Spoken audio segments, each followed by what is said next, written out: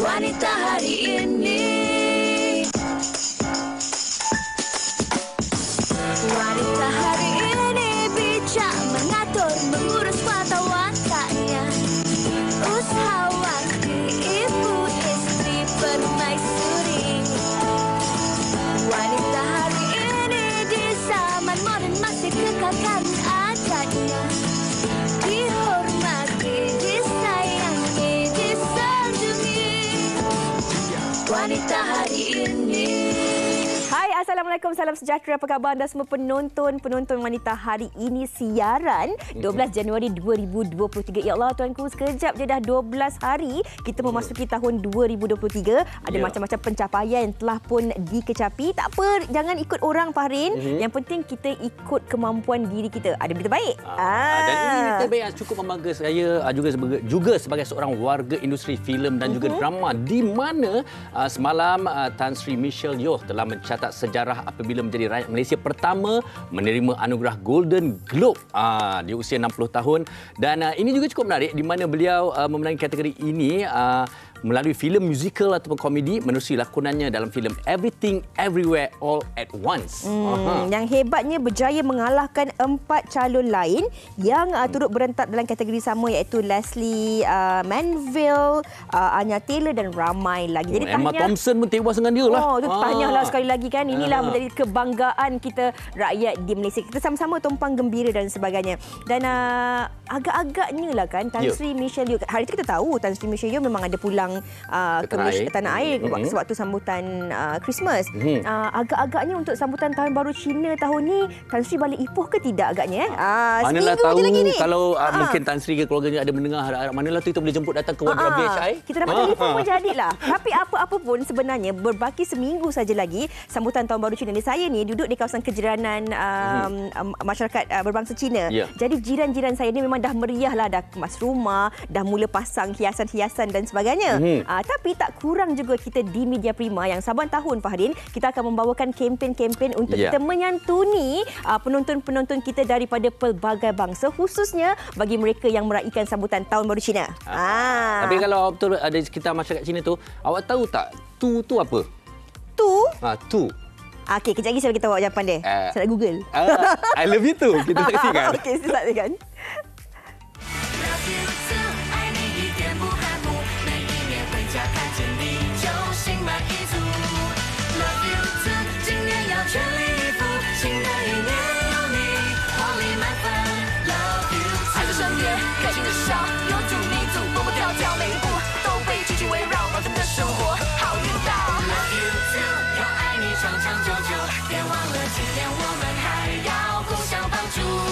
Okey, love you too.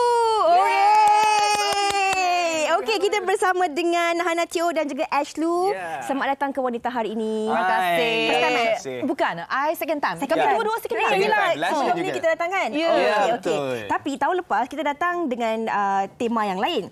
Tahun ni Love You Too dipilih sebagai tema untuk tahun baru Cina. Okey, boleh tak share kat penonton? Sebab yang kami zodiak ada 12. Jadi tahun lepas Harimah, tahun ini Arnab. Dengan tema kami ialah Holy Manfen Love You Too. Yang Holy Manfen penuh dengan tenaga, daya, semua.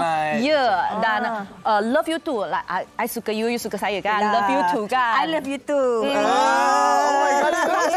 Dengan itu two kan? Itu two actually macam similar dengan Arnab punya suara. Dalam bahasa Cina, pronunciation-nya two. So that's why dia sama sajalah tu. Jadi also lah. Love you too lah. Okey, itu tentang kempen dan tema. Tapi kita nak tahulah apa yang menarik ataupun apa aktiviti untuk kempen Love You Too ni. Okey, nampak kan kami punya ada kipas, ada angpau. Ni semuanya free je untuk sesiapa yang datang kepada kempen kami. Free saja. So, dengan ada games, ada hadiah semua untuk kan kawan-kawan yang datang, jemput je datang bersama dengan kami. Sebab minggu lepas kami dah pergi Ipoh.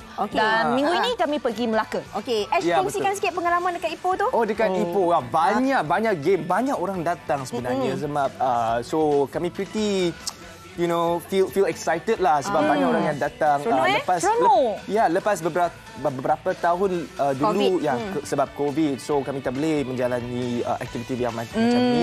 So this year kami akan macam dapat itu banyak peluang lah. Jumpa penonton-penonton yang sentiasa menyokong kita kan di saluran Media Prima Berhadnya. Okey, kalau cakap tentang kempen, tentang tema, tentang roadshow memang seronok, tapi sebenarnya selain dapat jumpa duta-duta, mereka juga boleh beli barangan-barangan kempen untuk Tahun Baru Cina ni. Okey, Ash dengan Hana boleh kongsikan tak barangan-barangan kita ada? Yang paling cute, yang saya paling suka memanglah kami punya plush toy dengan keychain. Saya pun suka kan? Saya pun suka, cute sangat. Cute sangat. Ada besar, ada kecil. You nak pakai dekat macam sleeping punya toy ataupun nak pakai keluar dengan bag, boleh je. Dengan kami pun ada untuk kawan-kawan semua macam lunchbox ataupun botol. Ya, botol air. Ash suka yang mana? Yang mana you paling suka? Saya paling suka ya apa-apa pun suka je. I think banyak orang memang sukakan plush toy ni, tapi memanglah kami ada banyak merchandise yang semua kalian boleh beli dekat Popular dengan juga CD Rama. So pergi mana-mana saja Popular dengan CD Rama yang berdekatan, you guys boleh dapatkan merchandise ni. Jangan cari kami di Wanita Hari Ini, boleh pergi Popular ataupun CD Rama yang berhampiran, boleh dapat semua barangan-barangan ni termasuk t-shirt ni. Kami boleh show sebab ini size M. Ini size L ke? S kot tu. S tau. Oh, tak tahu. Kalau saya L lah. Taklah XS lah. Sebab saiz ni kami ada SS sampai L, ada XL. Jadi untuk kanak, untuk orang yang dewasa, semua je boleh dapat. Semua boleh beli. Okey, maksudnya kadang-kadang malam Tahun Baru Cina masa makan besar tu boleh beli, boleh pakai satu family semua sama. Betul. Ambil gambar cantik je kak. Tradition Tahun Baru Cina. Okey, mungkin boleh kongsikan apa lagi program-program yang akan disajikan kepada penonton pada Tahun Baru Cina tahun ni? Yang paling penting sebabnya kami yang tahun depan pun kami pergi Kuala Pilah untuk 2023 yang CNY show. Now, ini akan kami dapat tengokkan dekat AKTV pada hari bulan 23, first day of Chinese New Year. Itu yang paling penting, paling meriah dengan semua hadiah dan kami ada battle. Ya, ada battle nyanyi. Kita tunjuk kat tengah. Fight. Kita pergi tengah sikit. Okey. Ceritakan sikit pasal battle tu. Pasal battle tu. Battle apa yang hijau? Merekanya ada menari. Saya ni cuma tunjuk cantik je. Okey. Tapi selain daripada klip video bersama dengan duta-duta Tahun Baru Cina untuk Love You 2 tahun ni yang sangat-sangat cantik dan juga menarik, I dengar ada cabaran TikTok, betul ke? Betul.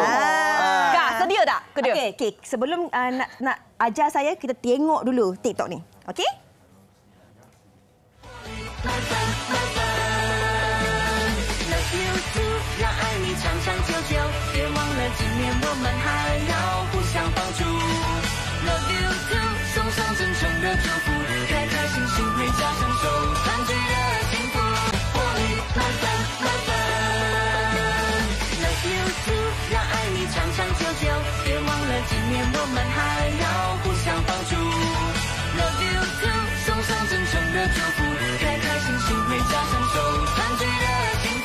Wow, saya rasa saya pun nak buat lah sebab macam senang kan? Senang dan menarik. Lagu tu best. Kami nak ajak. Okey, cuba ajar saya. Okey, Ash. Okey. Ash aja. So, first one kami buat yang ni macam Arnab kan? Macam Arnab 1 2 3 4. Lepas tu kami buat Love You Too. Dekat kiri, kanan, kiri, kanan. Okey. Lepas tu angkat tangan kanan, angkat tangan kiri. Lepas tu kongsi-kongsi. Okey, music ready. Kalau saya boleh buat, nak bagi saya apa? Ada hadiah. Okey, alright, okey. Ready? Okey, music please. Music, cue. Okay, get ready. Thank you. 5 6 7 8 5 6 7 8 Love You Too。长长久久，别忘了今年我们还要互相帮助。 Okey tak? Thank you. Okey, tim WHI ni I punya I dah tepi. Okey, boleh bagi tahu ucapan Tahun Baru Cina kepada penonton-penonton Wanita Hari Ini dan juga kepada peminat-peminat anda semua? Ya, okey. Sebab tahun ni tahun Arnab kan. So a lot of kami punya ucapan termasuklah ada tu. So saya dekat sini saya ingin mengucapkan tu fei mengjin, turan fa cai. Kalau nak dalam BM, I think Semoga kan semua sihat dan cerdik seperti Arnab dan semuanya boleh ada tahun baru yang sangat seronok. enjoy. Sikit daripada Hana. In Chinese kah? In Chinese, 希望大家可以大展宏图 means you can have a very bright future. Jadi terima kasih kita ucapkan Terima kasih, kepada Kak. S dan juga Hana. Selamat Tahun Baru Cina. Thank Balik you. kampung mana ni? Johor. Johor? KL. KL. Kita balik. Yang KL tu bolehlah kita datang sambut kat rumah Ambil dia nanti. gambar. Okey. Kita ucapkan selamat Tahun Baru Cina. Jadi bagi anda yang teringin nak dapatkan produk-produk Tahun Baru Cina ni, anda boleh dapatkan di Popular ataupun di CD Rama. Ingat tahu, jangan cari saya ataupun Wanita Hari ni, pergi ke Popular ataupun CD Rama. Okey, kita nak kongsikan kepada anda. Hari ini topik yang kita nak bawakan adalah tentang poligami dan juga hak isteri. Sebelum kami nak kongsikan, apakah kita saksikan dahulu bingkisan ini.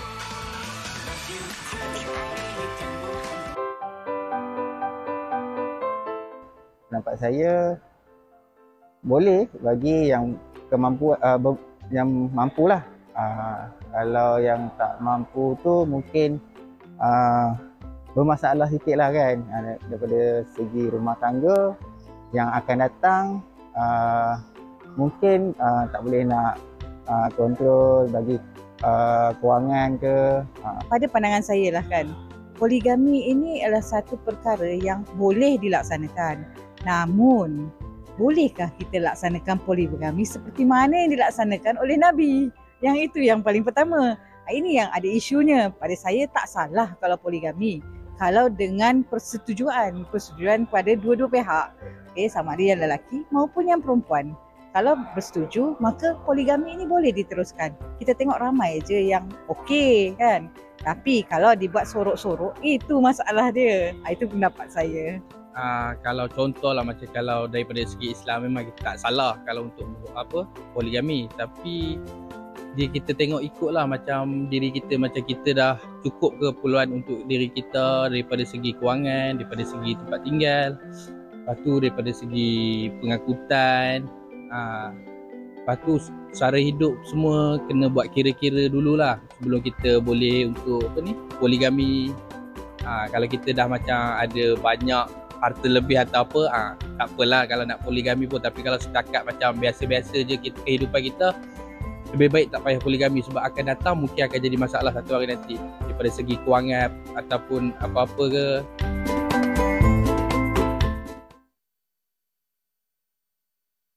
Macam betul ke saya bertugas untuk topik ni pada hari ini? Memang kita panggil awak khas untuk topik ni.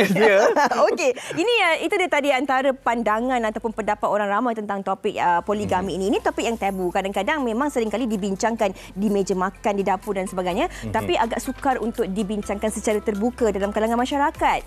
Namun hakikatnya Farin, poligami ini sering kali dibincangkan sejak kebelakangan ini. Benar. Susah nak cakapkan. Okey, tapi hari ini kami tahu, kita semua tahu ini sedang hangat diperbincangkan dan sebagainya.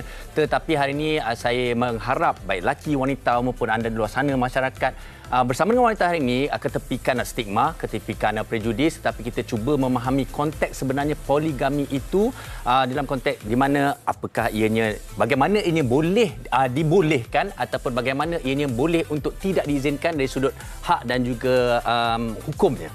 Hari ini kita nak kongsikan tentang poligami dan juga hak isteri, isu yang sedikit sensitif, namun kita nak kongsikan dari sudut undang-undang dan juga psikologinya, persediaan penerimaan, bagaimana perasaan anak-anak dan sebagainya. Kalau anda mempunyai sebarang pandangan ataupun komen anda mungkin boleh kongsikan bersama dengan kami di Facebook WHI TV3 untuk sama-sama kita berkongsi tentang topik pada hari ini. Hari ini kita bersama dengan seorang pakar psikologi dan juga pensyarah psikologi dan juga seorang peguam syar'i bersama dengan kita. Jadi pastikan anda terus bersama dengan kami, kita berehat seketika.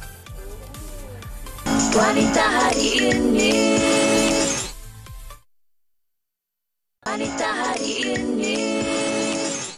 Baik, terus kembali di Wanita Hari Ini. Jadi topik kita hari ini adalah poligami, hak isteri yang kita terus akan perincikan dan perbincangan bersama dengan tetamu-tetamu kita di studio. Bersama dengan kita pada hari ini, kita bersama dengan Dr. Azmawati Muhammad Noor dari Jabatan Psikologi Pendidikan dan Kaunseling Fakulti Pendidikan Universiti Malaya. Assalamualaikum Doktor, apa khabar? Salam, khabar baik. Alhamdulillah. Dan kita juga bersama dengan seorang peguam syar'i iaitu Tuan Muhammad Nur Hafiz Roslan yang juga akan turut mengupas dari sudut hukum dan undang-undangnya tentang isu poligami ini. Terima kasih Tuan bersama kita pada hari ini. Sama-sama. Assalamualaikum. Waalaikumsalam. Hari ini kita nak bincangkan tentang poligami dan hak isteri. Saya terus tanya kepada Tuan Silah. Bila kita bercakap tentang hak isteri ni, pasti isteri-isteri ni sedang nak tahu hak mereka dari segi nafkahnya, harta sepencarian. Yang kebiasaannya kita pun akan bawakan topik ini bila suami meninggal, berpisah dan sebagainya. Tapi dalam konteks poligami ini, apakah hak-hak ini boleh dituntut oleh seorang isteri walaupun masih dalam perkahwinan itu? Okey, bismillahirrahmanirrahim. Assalamualaikum warahmatullahi wabarakatuh. Terima kasih sidang penonton. Okey, jadi pertamanya soalan tadi saya jawab ada dua perkara. Pertama, poligami yang mana dia poligami, dia tak ingin dipoligamikan. Kedua, dia poligami baru dalam kes permohonan. Okey. Yang pertama, kita pergi kepada kes permohonan. Yang ini suami-suami yang gentleman. Suami-suami gentleman ni selalunya apa dia buat? Selalunya dia akan buat permohonan di hadapan Mahkamah Tinggi Syariah. Kemudian nanti saman akan dibuat. Saman itu dibuat. Responden ataupun defendernya dalam kes itu adalah isteri pertama. Okey, dan kemudian di antara kewajipan dalam perbicaraan tersebut ialah wali bakal isteri wajib hadir dengar perbicaraan. Bakal isteri pun mesti ada dalam mahkamah. Maksudnya ada 4 orang utama akan ada dalam mahkamah. Jadi saman itu perlu disampaikan. Suami bukan perlu minta kebenaran. Tetapi dalam mahkamah, dengar ya Farin ya? Ya. Saya. Okey, cerita dulu. Suka awak? Okay. Saya tengah dengar ni. Tengok mampu tak mampu ni. Suami bukan, istilah dia bukanlah perlu minta kebenaran isteri. Tetapi suami perlu mencapai maksud mampu dan adil di dalam hukum undang-undang. Jadi apa maksud yang perlu sign? Kita daripada zaman P. Ramlee kata perlu sign. Bukan perlu sign. Yang diperlukan adalah saman perlu disampaikan supaya isteri boleh respon, defend diri dia di dalam mahkamah. Jadi apa hak dia perlu ada? Yang dia boleh minta tuntut dalam mahkamah tersebut adalah macam Fiza cakap tadi. Yang pertama kat situ adalah berkenaan dengan hak bermalam, hukum zifaf. Yang ni ada sunnah. Rasulullah dah sebut dalam kitab. Ramai tak tahu nak sunnah. Tapi kitab pasal poligami tak pernah baca. Kan bahaya tu. Jadi apa diperlukan? Hak bermalam kena declare. Kemudian nafkah isteri kena declare. Nafkah bakal isteri nanti pun kena declare. Cadangan nafkah bakal isteri. Nafkah anak-anak sedia ada kena declare. Dan kemudian berkenaan dengan contohnya melawat, bercuti. Sebab ingat Rasulullah kalau pergi hijrah, pergi bercuti, cuti kata yang ni bawa isteri yang pertama, isteri yang kedua pun ada cuti lain dia bawa juga. Faham tak macam mana? Jadi benda tu dalam mahkamah kena declare untuk isteri pertama. Okey, ada penonton Tuan Hafiz dia bila Tuan Hafiz cakap saman tu, mereka tak faham saman apa bahasa mudah. Dia bukan saman menyaman tapi dia takut dah kena saman. Bahasa mudah je tu apa? Apa kita mewartakan. Penonton di luar sana ya. Maksudnya isteri-isteri tersayanglah. Kalau kena saman jangan takut. Pergi mahkamah. Sebab kalau tak pergi mahkamah bahaya. Suami boleh senang lenang saja beritahu pada mahkamah dia mampu dan adil. Semua yang nikmat-nikmat dunia, bintang, bulan semata-matalah. Jadi bila isteri selalu datang mahkamah, respon kepada perkara tersebut, barulah isteri nanti akan maklumkan kepada mahkamah di hadapan Mahkamah Tinggi, suami saya ni dia kata kat bakal isteri dia setakat 3,000, tak ada masalah. Rupa-rupanya bagi kat isteri sedia ada 500 je. Tak cukup lah 3,000. Jadi ada berlaku pendustaan. Tapi betul ke dakwaan isteri pertama tersebut? Kena bicara bawa saksi. Entah isteri pertama sebab sakit hati, sebab nak dipoligamikan, siapa tak sakit hati? Betul? Bermakna ini kalau ada satu persetujuan, maknanya perkara saman tu tadi ataupun saman tadi lebih mudah sebenarnya, lebih lancar. Okey, baik. Tadi saya nak nyambung Tuan sikit sebenarnya. Tuan kata yang gentleman lah. Saya yang gentleman itu. Apa saya takut. Okey, baik. Tak apa, kita teruskan dengan Dr. Azmawati. Ada talian ke? Jangan mahal. Okey, kita nak tanya pada Dr. Azmawati. Okey, kita dah mendengar situasinya, situasi seorang suami ingin berpoligami di mana semua pihak perlu ada bersama. Tetapi pastinya di sini adanya sudut kesan emosinya. Saya percaya bukan saja kepada isteri, bakal isteri maupun suami itu sendiri, tetapi juga keluarga dan anak-anak. Jadi Mungkin kita boleh ulas daripada apa yang berlaku senario dalam masyarakat kita, kesan emosinya. Okey, terima kasih Farin. Pertama kali saya nak kongsikan, tadi kita dah dengar poligami yang dibenarkan dan juga yang tidak dibenarkan. Kalau yang tidak dibenarkan ni memang lagilah emosi memang terganggu, dan betul dia bukan hanya mengganggu isteri sahaja, anak-anak juga terganggu, dan suami itu sendiri sebenarnya untuk berlaku adil. Tadi kita dah dengar daripada Tuan Hafiz kita tentang bagaimana kita hendak berlaku adil itu sukar. Dan sebenarnya saya juga nak kongsikan daripada segi sudut pandang anak-anak, kita mungkin nak ulas sikit. Anak-anak ni sebenarnya kalau mereka lihat ibu mereka menangis, sedih, terkesan, dan mereka juga akan berasa apa, macam ibuku ini tidak dilayan dengan baik. Dan ini akan menyebabkan mereka mungkin akan berasa sedikit sikap deviant itu nanti bila mereka dah mula marah. Dan selain daripada itu juga kita nak juga lihat kesan emosi. Selain daripada anak tu, kita juga nak lihat kesan emosi kepada isteri tu tadi. Isteri tu Farin, bila telah mengetahui yang dia telah mempunyai madu, yang kita nak sebutlah madu ni kan. Ni madu ke racun, kita tak sure. Tetapi sebenarnya emosi ni memang terganggu, dan kesan kepada anak-anak tadi, bila dia dah marah, dia tak reti nak luahkan kepada sesiapa, tak reti nak find support. Siapa yang jadi mangsa? Mangsanya anak-anak. Dan ini ada dalam, kita panggil dalam psikologi, self defense mechanism yang disebut projeksi. Kemarahan itu akan dialihkan kepada anak, dan anak itu mungkin dipukul dan anak itu mungkin jadi berdendam. Berdendam bukan pada ibu, mungkin dia cuba nak faham ibu dia, tetapi kepada ayah tadi juga. Jadi kesan emosi ni kepada semua. Dan lepas tu kita lihat timbang tara balik, bila kita tengok ayah ni nanti bila dah tengok keadaan sebegini, dia akan mulalah selalunya apa yang berlaku, menghilangkan diri dan pergi ke rumah satu lagi, dan ini yang kita kata tadi tidak berlaku adil. Itu macam lagu Piramli dulu kan? Benar senangnya dalam hati. Macam tu Jangan ikut lagu tu. Okey. Tuan Hafiz, kita nak berbalik kepada soalan tadi. Kalau kita melalui pembacaan, ada juga dalam kes-kes tertentu yang mana apabila si suami ini memohon untuk menambah seorang lagi isteri dengan pengetahuan mahkamah. Kemudian si isteri pertama ini membuat tuntutan-tuntutan tertentu dalam tempoh perkahwinan itu. Contohnya seperti rumah yang dibeli dengan harta sepencarian, kereta yang dipakai, jumlah nafkah yang akan dibagi setiap bulan untuk isteri pertama dan juga bakal isteri kedua itu.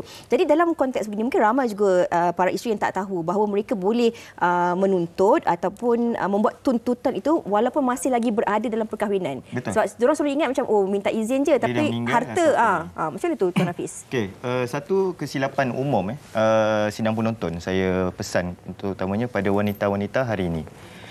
Pertama, tuntutan-tuntutan tersebut bukan hanya boleh diminta ketika berlaku perceraian ataupun berlaku kematian baru nak failkan harta pencarian. Tidak. Kalau dalam kes seperti mana yang saya maklum sebentar tadi, kes poligami boleh mohon terus, kat situ ada pengisytiharan harta pencarian, nafkah dan sebagainya. Okey, yang tu memang by law. Dalam buku undang-undang ada. Ini nak kita cerita apa-apalah kisah yang mana tiba-tiba dah berkahwin. Contoh kahwin kat Thailand ke, kat USA ke, kat Australia ke, kahwin tanpa kebenaran mahkamah. Tapi dah berpoligami, sedar-sedar dah dapat kawan baru dah. Abang bawa kawan baru, contoh kan. Yang tu yang boleh masuk mahkamah ke tidak, macam apa nak tuntut, mesti kena cerai ke tidak. Tidak semestinya puan-puan. Apa yang boleh dibuat adalah pada ketika itu ada beberapa seksyen yang akan menjaga hak-hak sebagai seorang isteri. Pertama, berkenaan dengan nafkah. Sebab bila dia tak lalu undang-undang, dia tak buat pun deklarasi harta pencarian. Dia tak buat deklarasi nafkah. Dia tak buat deklarasi berkenaan dengan hak bermalam. Pada ketika itulah kita masukkan permohonan-permohonan, contohnya permohonan berkenaan dengan nafkah. Nafkah kita, nafkah anak, Seksyen 70, Seksyen 73. Kemudian ada Seksyen 79. Kalaulah kata kemudian dah dapat perintah, kuasakan perintah pun sama, semuanya ada. Kemudian deklarasi harta pencarian. Tak semua orang yang dipoligamikan nak bercerai. Yang pertama lagi saya nak beritahu kepada sidang penonton di luar sana berkenaan dengan kita selalu panggil isteri pertama, isteri kedua, isteri ketiga. Tidak. Dalam Islam, isteri. Hak isteri nombor 1 kah, yang terkemudian nombor 2, nombor 3, nombor 4, hak isteri dalam Al-Quran tetap sama. Sama. Hak isteri. Yes. Dia bukan hak isteri pertama. Dia bukan hak isteri pertama, isteri kedua, isteri ketiga. Tetapi di dalam Islam meletakkan sesuatu kepada tempatnya. Kita bukan liberalism, kita bukan mengambil pandangan-pandangan maksim barat. Kita dalam pandangan Al-Quran meletakkan suatu haknya ni adalah contoh kita ada anak yang dah besar, umur 10 tahun dan kita ada anak kecil yang umur 3 tahun. Kita ada kek yang besar, kakak dapat kek sebesar satu slice. Slice yang untuk anak 3 tahun tak sama slice-nya macam kakak yang dah 10 tahun. Begitu juga dengan keperluan isteri tersebut. Baik. Banyak isteri-isteri tu. Okey, tapi tak apa. Doktor, secara idealnya lah kita dah membincangkan sebenarnya kalau katalah perkara ini tidak dibolehkan, pasti ianya telah dinyatakan dalam hukum, ianya memang diharamkan maupun dalam mahkamah pun tidak mengizinkannya. Kita melihat satu sudut yang ideal di mana ada juga pasangan-pasangan berpoligami yang bahagia, yang sememangnya begitu tenang dan realistik sekali.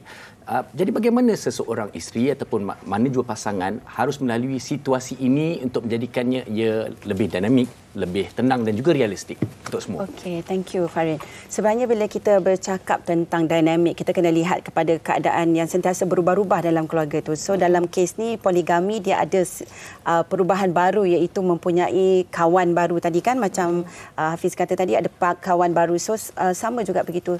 Sebenarnya bila kita nak melihat daripada segi aspek bagaimana kita hendak jaga diri daripada segi mungkin kesihatan mental itu sendiri ya.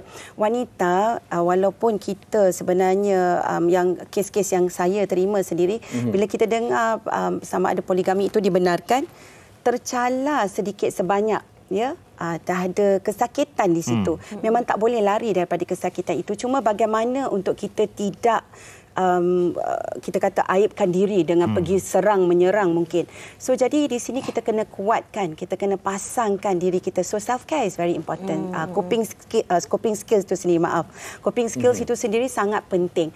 Dalam mekanisme saya nak tanya ya pada untuk wanita-wanita di luar sana, berapa lama dah kita tidak menjaga diri kita sendiri? Selalu sahaja kita menguruskan orang lain, tapi bagaimana dengan diri kita sendiri? So di sini pentingnya untuk kita menguruskan kesihatan mental kita juga daripada segi pemikiran. Dan sebenarnya bila kita dah faham tentang, kita tahu memang poligami itu dibenarkan dan ini telah berlaku.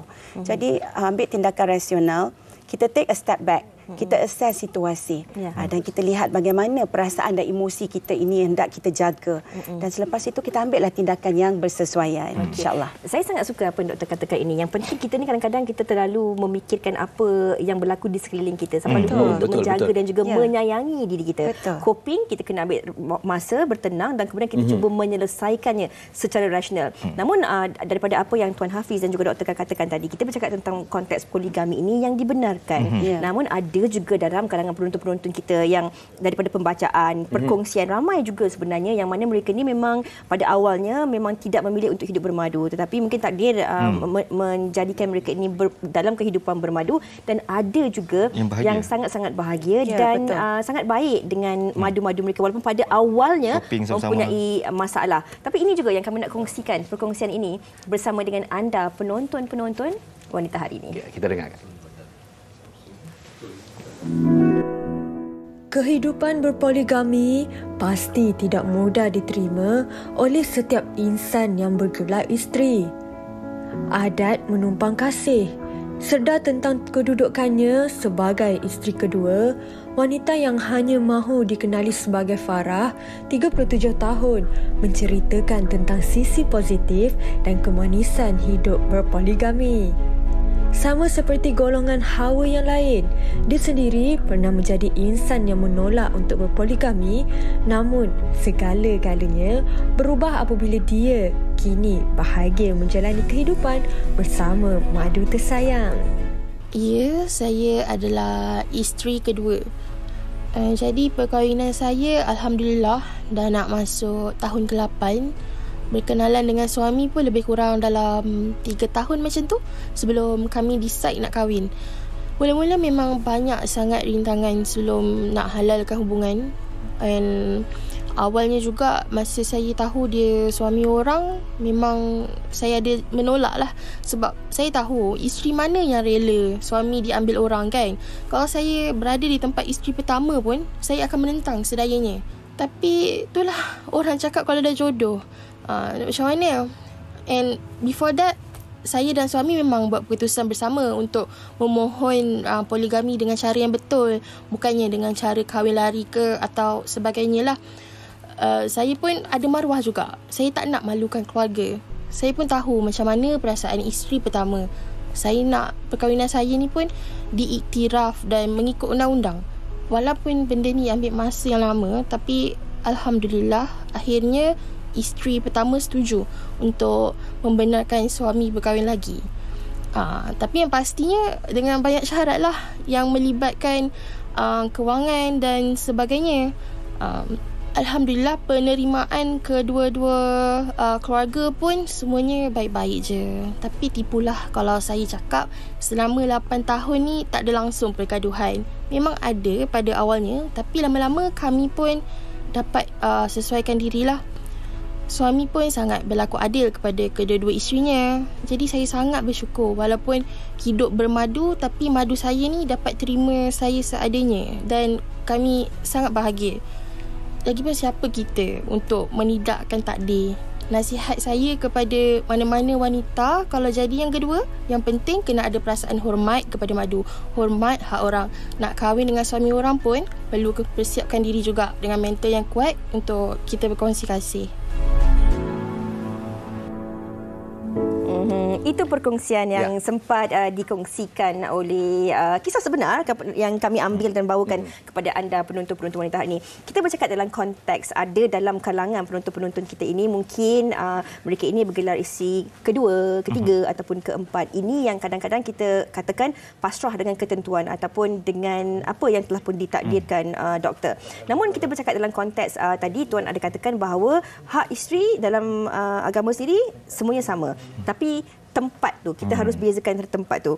Yang menjadi kadang-kadang kegusaran, masalah dan yang mana ia juga mengganggu gugat konteks emosi isteri dan juga anak-anaknya adalah kadang-kadang placement tu, tadi coping tu. Kita yang menjadi kedua ini mungkin menumpang, berkongsi kasih dengan yang pertama tadi. Tapi ada ketikanya mereka ni mungkin tak tahu nak sesuaikan diri. Dia berlebih-lebihan dalam sesuatu perkara yang ini juga boleh memberi impak yang besar terhadap isteri pertama. Betul. Dah bula-bula dah okey nak terima tu, tapi dia pula tunjuk yang berlebih-lebihan yang tidak menjaga. Rasa tak adil. Tak menjaga hati keluarga yang pertama. Itu penting tu saya rasa dia sebenarnya. Dia pula jadi nombor satu lah. Okey. Ya, betul. So nak mengambil alih tempat orang lah kiranya ya. Sebenarnya bila kita sebenarnya sebelum tu saya nak kongsikan sedikit menjadi juga orang kata bila jadi isteri kedua ni stigma masyarakat juga ya bila mereka mula mengatakan perampas dan macam-macam lagi lah. Tetapi dalam konteks ini sekiranya berada dalam keadaan itu saya ingin orang kata kongsikan bahawa lebih manis sekiranya kita faham ini adalah adjustment period. Tadi kita kata tentang mekanisme untuk coping kan. So kita adjustment period memang pada awalnya sukar dan kita jangan berlebih-lebihan dalam kita apa orang kata mungkin suami pula bila dapat yang baru mesti belikan ataupun lebihkan yang itu shopping dan segalanya, tetapi ya mereka perlu memainkan peranan dari segi apa? Peranan dalam menyesuaikan diri itu sangat penting sebab kita hendak juga adjust dengan anak-anak dan isteri juga nak mengambil hati. So jadi kena mengambil hati dan kalau tadi terdengar juga pasal pasrah saya nak tambah sikit tentang redha. Redha tu adalah sesuatu yang orang kata sangat tinggilah, memang nak jadi saint baru boleh kita kata nak sampai tahap redha tu, tetapi bila kita belajar untuk menjadi redha itu sebenarnya lebih indah. So kita kena belajar untuk mengadaptasikan diri itu dalam keadaan dan sesuatu yang baru. Dan bila kita tadi bila Fiza kata mengambil hak orang, saya rasa bila dah jadi isteri, so kena sama-sama. Again, penyesuaiannya. Orang kata kita berkongsi lah kan. Berkongsi. Jadi itu lebih manis kan? Lebih manis. Jangan kita berlebih-lebihan. Tahu tempat masing-masing. Saya nak tambah sedikit. Yang menjadi masalah je adalah dalam mana-mana kes yang saya bawa. Pertamanya, sama ada dia isteri yang sedia ada ataupun isteri yang baru menjadi isteri, kedua, ketiga atau keempat. Memahami kedudukan masing-masing. Menghormati kerana dalam poligami ni nak bahagia, toleransi. Betul. Dan yang tunjang paling utama dalam perkahwinan poligami adalah suami. Suamilah yang akan menjaga emosi, kasih sayang. Nafkah ni kena ingat, nafkah ada dua. Kita ramai ingat nafkah duit. Kalau macam tu semua orang kaya boleh kahwin dan bahagia. Tak semua orang yang berpoligami kaya dan bahagia. Ada orang gaji baru 5,000. tetapi dia jaga anak-anak dia dengan baik, isteri yang baik, dia lebih bahagia daripada orang yang gaji 50,000 sebulan. Betul. Sebab apa? Sebab suami tu pandai dalam mendidik anak-anak, mendidik isteri. Saya balik pada nafkah tadi. Nafkah ada dua. Satu nafkah jasadiah. Nafkah jasadiah ni yang kita panggil dari sudut nafkah batin. Okey, tetapi dalam pada masa yang sama ada nafkah kewangan. Lupa nafkah ruhiyah. Apa tu nafkah ruhiyah? Nafkah ruhiyah ini adalah berkenaan dengan kasih sayang, ilmu, caring. Isteri pertama tengah sedih.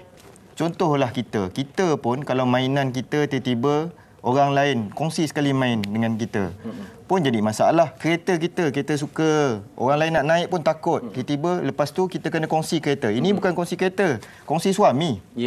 Dan orang tu adalah manusia. Kena ingat, isteri kita manusia sama macam seorang suami juga adalah seorang manusia. Jadi apa kena buat? Pertama, yang perlu dibuat oleh suami adalah memahami isteri masing-masing. Macam mana dia nak berlaku mampu dan adil kalau dia tak faham isteri dia.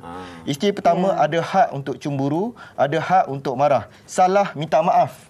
Kenapa susah sangat suami nak cakap dua perkara? I love you, I'm sorry. Kalau dah salah, cakap minta maaf. Kemudian, apa yang dah salah tersebut... ada luahan senyum. I love you, I'm sorry. Jelas seorang wanita. Okay. Saya sambung sedikit sebab masa kita tak banyak. Kenapa apabila suami lupa perkara ni, maka berlakulah contohnya pengabaian, blok sana sini, tak nak bercakap. Sebab saya nak beritahu kepada Fahrin, kepada Fiza, kepada doktor dan juga sidang penonton wanita hari ini. Poligami ini boleh bahagia ada 3 pecahan. Pertama, poligami yang tahap Maulana lah. Isteri dan isteri shopping sama-sama, bahagia. Anak dan anak pun sama-sama. Memang dalam sebagai satu keluarga. Ada ke tidak? Ada. Cari, mesti jumpa. Ada ramai juga yang kita dapat. Kemudian yang kedua, bahagia juga. Okey, tapi tengok macam mana. Yang kedua ini bahagia, isteri. Isteri dengan isteri dia tak boleh. Bila abang pergi sana, abang dengan kita sana aja. Jangan cerita pasal sini. Tapi anak-anak boleh bersama. Itu bahagia juga. Tapi cara gitu. Sampai ke sudah, isteri dan isteri ni dia tak akan bersama. Tapi bahagia. Dia tak bergaduh, tak serang menyerang. Perjalanan elok, suami pun akhirnya peace of mind, boleh bekerja dengan baik, bagi nafkah elok-elok kepada keluarga. Yang ketiga, dalam kes saya selalu nampak, yang ni yang selalu. Bergaduh habis. Baik isteri, anak, bakal anak. Sampai ke sudah, sampai berebut bila si suami ini meninggal dunia, bergaduh, menghalang hak-hak faraid dan sebagainya. Itu berdosa dan hukumnya haram. Okey. Last sekali daripada saya adalah yang paling penting dalam tajuk ini adalah peranan suami. Okey. Betul. Tuan, kalau boleh kita nak menyampuk sedikit. Yang Tuan katakan tadi, yang selalu, kes yang selalu ni, yang kadang-kadang isteri dengan isteri bermasalah, anak dengan anak. Ini yang kita nak kongsikan dalam topik kita hari ini. Hak isteri dan anak-anak itu. Kalau dalam konteks yang sebegini, ini mungkin boleh menimbulkan masalah. Kalau tak tahu, dirahsiakan poligami ini. Anak-anak tak tahu hak. Kadang-kadang kita tak tahu, kita yang seorang di utara, seorang di selatan contohnya.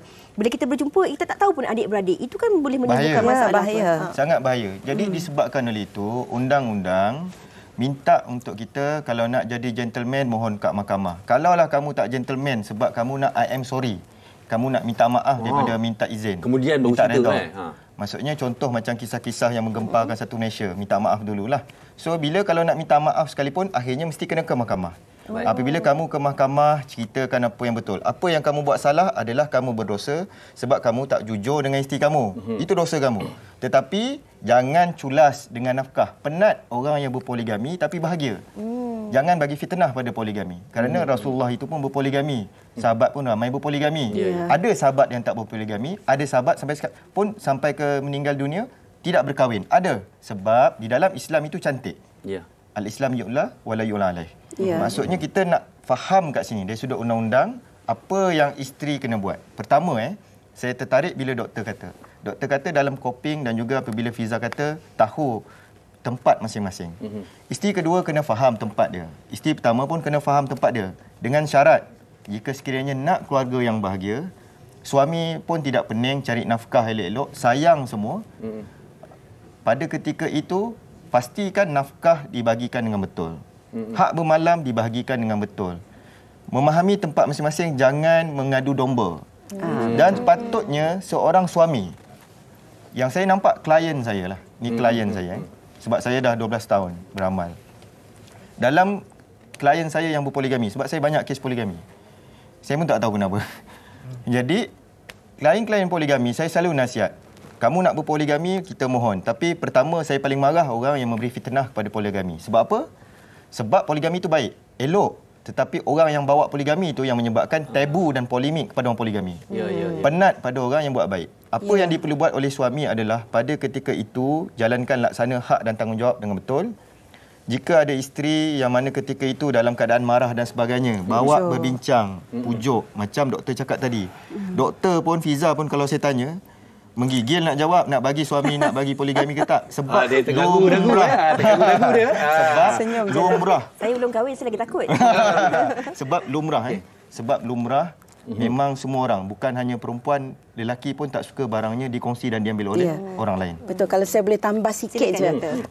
Dalam surah An-Nas tadi beliau katakan, surah An-Nas pun berkata suami kalau dah mempunyai cawangan lain katanya ataupun tidak boleh menzalimi isteri, itu sangat tepat. Jadi poligami itu adalah sesuatu yang baik sebenarnya. Tetapi bila tidak jujur, emosi wanita ini tercala. Dan kita bukan risau sahaja keadaan itu, dengan anak-anak juga. Kesannya amat besar. Jadi saya kira sebenarnya dia bukan isu poligami, tapi cara sebenarnya. Tata cara. Cara dan pembawakan dan sebagainya. Okey, dan satu lagi mungkin saya boleh kongsikan juga, kadang-kadang ada di kalangan para isteri juga, ada kisah-kisah saling memprovokasi, saling membanding-banding. Dia lebih, dia kurang dan sebagainya. Itu membawa masalah. Baik, Doktor, bila kita melihat dari keseluruhannya lah, daripada sudut pandang hati seorang wanita maupun dari seorang yang telah mendengar pelbagai luahan dan sebagainya, kalau kita nak lihat sebenarnya bagaimana kita nak menerima perkara ini dengan hati yang terbuka dan kata kita untuk menampakkan bahawa poligami ini sebenarnya suatu benda yang baik, yang indah dan ada hikmahnya. Silakan. Ya. Okey, terima kasih Farid. Sebenarnya poligami ni seperti yang kita dah dengar tadi, Tuan Hafiz kita dah explain panjang lebar ya. Poligami ni ada sesuatu yang dibenarkan. Baik atau tidak penerimaan seseorang itu berbeza. Because semua orang mempunyai personality berbeza, semua orang mempunyai perasaan yang berbeza. Kalau dia nak marah, dia ada hak untuk marah. Dan marah itu sebenarnya kalau pandai dipujuk, dididik, dijaga oleh sang suami, insya-Allah semuanya okey. Dan berbalik kepada isu poligami ini, sekiranya dijalankan dengan baik dan lama-lama, mula-mula memang sukar.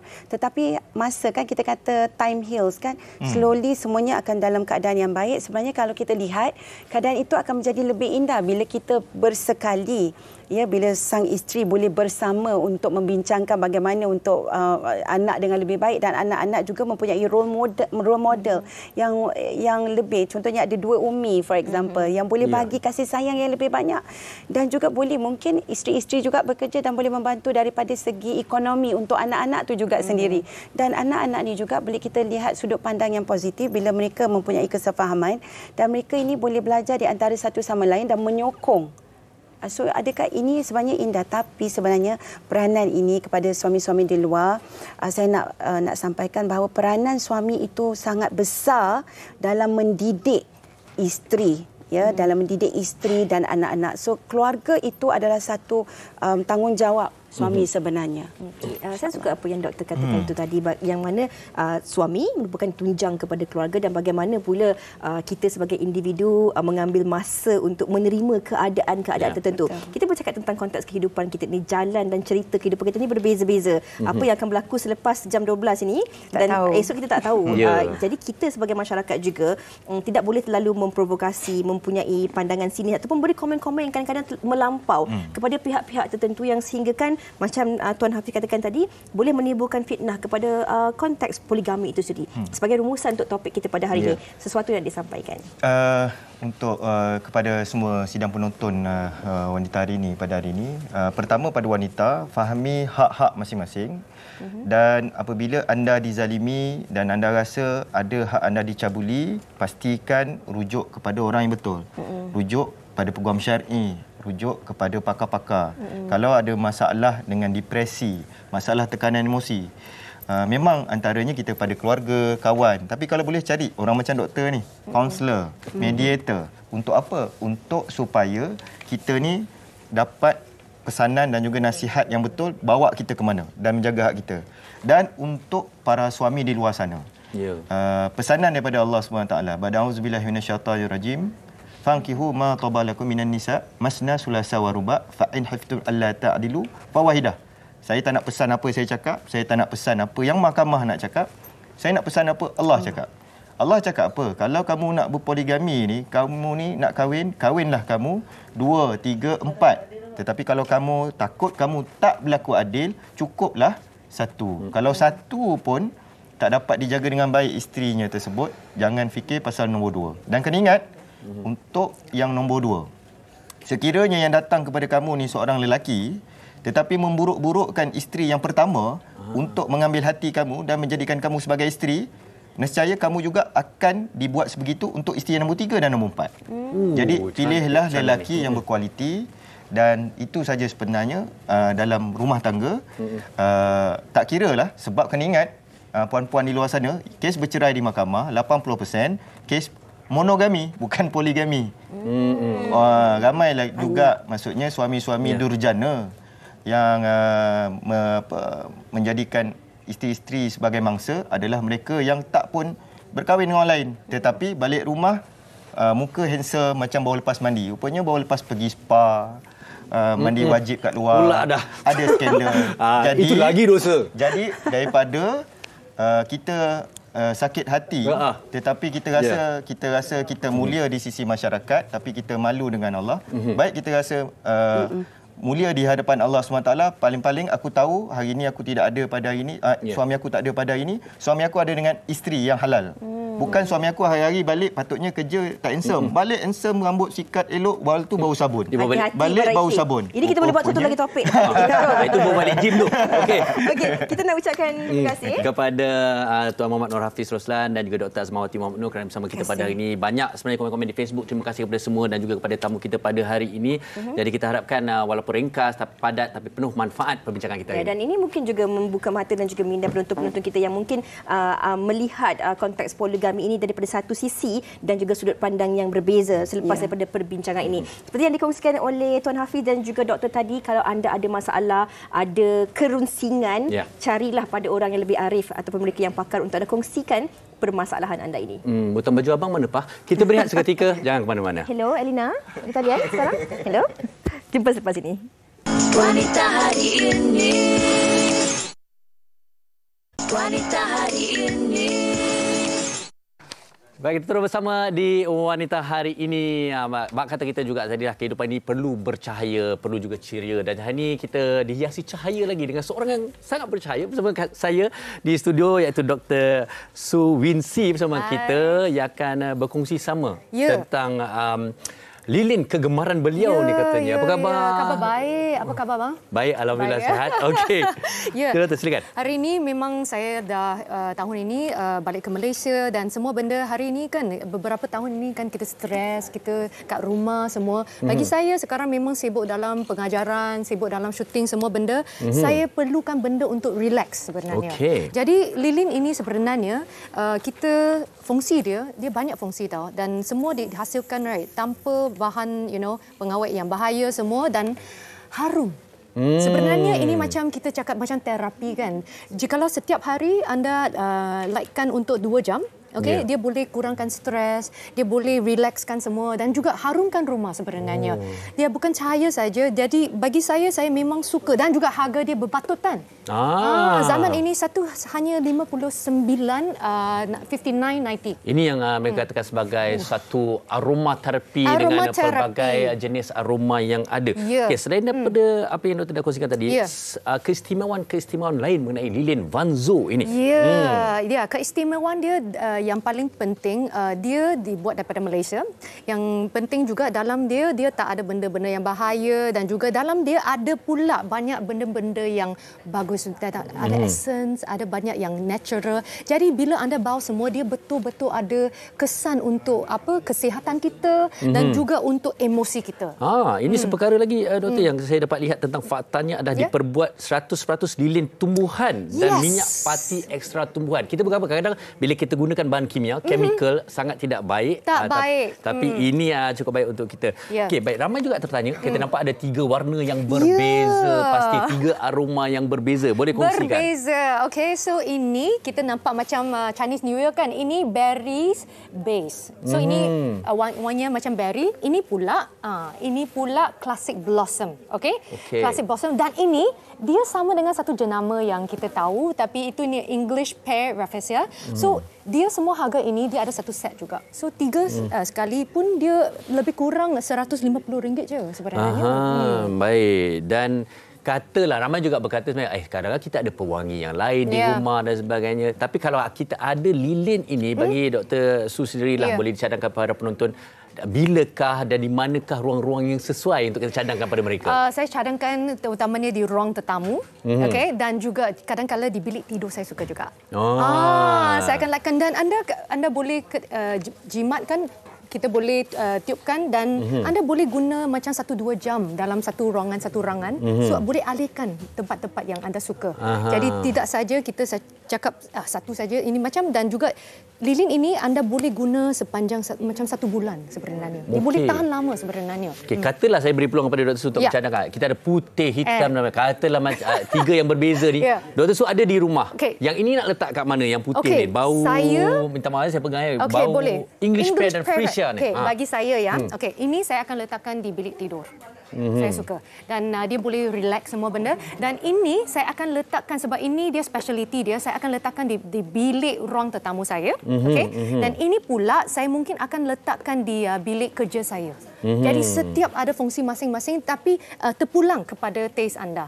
Bagi saya itulah pilihan saya jikalau yang mana tempat saya kena letakkan. Dan kadang-kadang sekiranya anda mungkin tidak faham, lilin ini juga bergantung kekuatan aromanya kepada minyak pati dia. Minyak pati dia. Yang ini memang kabarnya ada banyak Banyak. Anda boleh kalau di pasaran kebiasaannya 8%. Tetapi yang ini kabarnya 15%. Itu yang membezakan kualitinya antara yang lain-lain juga. Sangat tulen dan juga baik untuk kesihatan, sebab sekarang memang dan juga harganya berpatutan. Itu yang keistimewaan dia. Baik, ini cukup menarik sesuatu yang dikongsikan dan ramai memang minat dengan aroma-aroma seperti ini, lebih-lebih lagi yang datang daripada lilin aroma seperti datangkan daripada Banzo ini. Jadi sekali lagi Dr. Su, berapa harganya, bagaimana mereka boleh mendapatkannya, silakan kongsikan. Boleh, anda boleh dapatkan online dan juga dia ada kios kat Wantama dan juga Mid Valley. Sangat murah saja untuk satu $49.90 dan jikalau one set semua benda $149.90 saja. So semua anda bolehlah boleh untuk Tahun Baru Cina ke, untuk hadiahkan kepada orang lain ke, dia memang sesuai bila-bila masa saja dan bagus untuk kesihatan, bagus untuk keluarga dan juga kita wujudkan ruangan aroma yang bagus dalam keluarga. Sebab semua ini dia akan secara bagus untuk semua keluarga dan juga anda seorang. Dan ini bukan saja menenangkan, tapi kalau macam Dr. Su ni kadang-kadang selalu stres dengan pelajar-pelajar dia kata, dan juga kadang-kadang nak mencari kreativiti, idea dan sebagainya. Mungkin ini banyak juga membantu. Ini banyak membantu. Dan mungkin sedikit pesanan mungkin tentang kata keselamatan juga kalau mereka yang risau, apa mungkin tips-tipsnya? Jangan risau sebab sebenarnya abang angkat. Berat kan? Ya. Dia tak mudah tumpang. Baik. Tapi saya syorkan hanya lightkan bila ada orang. Sebab kita takut ada kebakaran semua. Dan juga kadang-kala anda boleh jimatkan 1-2 jam satu hari dah cukup. Satu rumah akan berbau sangat wangi. Jadi semua ini memang menjimatkan dan buatan Malaysia dan juga semua benda kat dalam sangat tulen. Anda boleh dapatkan di kios ataupun online. Mungkin secara berjenaka juga sebenarnya simpan banyak-banyak. Kalau blackout kita dah ada lilin. Ada lilin kan. Wangi pula. Baik. Sekali lagi ucapkan terima kasih kepada Profesor Madya Dr. Su Winsi yang bersama-sama berkongsikan tentang lilin aroma semula jadi dari Banzo bersama kita di Wanita hari ini. Terima kasih sekali lagi Dr. Su bersama dengan kita. Kita berehat seketika, kembali lagi saya akan terus kembali bersama Fiza Sabjahan. Jangan ke mana-mana. Wanita hari ini. Wanita hari ini.